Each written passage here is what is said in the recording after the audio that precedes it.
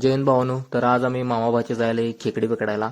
खरं तर निखिलदा माझा मामा लागतोय, पण वय आमच्यात जास्त डिफरन्स नसल्यामुळे त्याला मी दादाच म्हणतोय.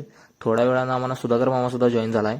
आणि हे जे बघायला येते तुम्ही कोंबड्याचे आतडे आहेत, ते कोंबड्याचे आतडे जे आहेत ते काठीच्या शेंड्याला लावून आम्ही खेकडी त्या वासानं जवळ येतात, त्यानंतर आम्ही ती खेकडी पकडतोय. आता बघू शकता व्हिडिओ ते निखिलदानं कसं खेकड्याला पकडलं आहे. आणि ही आमची पहिली शिकार होती.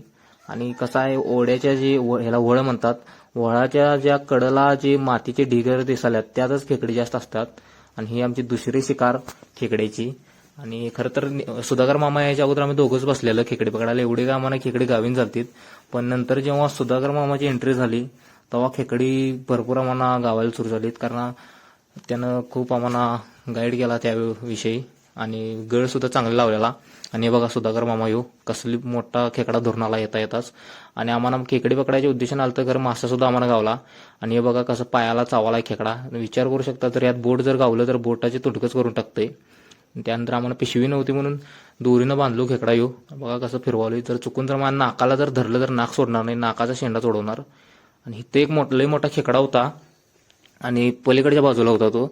आणि सुधाकर मामानं पद्धतशीर त्याला जवळजवळ बोलवून घेतलेला, पण निखिल दादानं धरायला जरा घोळ गेला. तर एकदम सविस्तर व्यवस्थित धरायला लागतंय, पण तो सुटून गेला, उलट चावून गेला. A few moments later. त्यानंतर ह्यो बघा आमचा सुधाकर मामा कसा बसलाय त्याच खेकड्याला परत पकडायला, जो मगाशी चावून गेलता. निक्क्यादा परत ह्योच जो खेकडा आहे तो मगाशी चावून गेलता आणि परत त्याला सोडालता, तर शेवटी त्यानं पकडला. आणि ह्यो खेकडा सुद्धा मोठा होता, म्हणजे मीडियम साईजचा होता. आमटी सुद्धा एक नंबर झालेली याची. त्यानंतर खेकडा पोत्यात वगैरे टाकून घेतलं. आणि आम्हाला पोता अजून जरा भरायचं होतं आम्हाला, एवढ्यावर काय आम्ही गप बसणार नाही. त्यानंतर आम्ही पुढे जायला निघालो. पुढच्या दिशेची सुद्धा आम्हाला खेकडी पकडायची होती.